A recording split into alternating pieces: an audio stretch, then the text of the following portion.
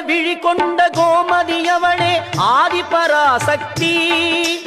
நீல விழி கொண்ட காளியும் அவளே ஆதிபராசக்தி.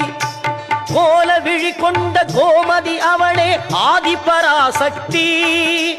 நீல விழி கொண்ட காளியும் அவளே ஆதிபராசக்தி.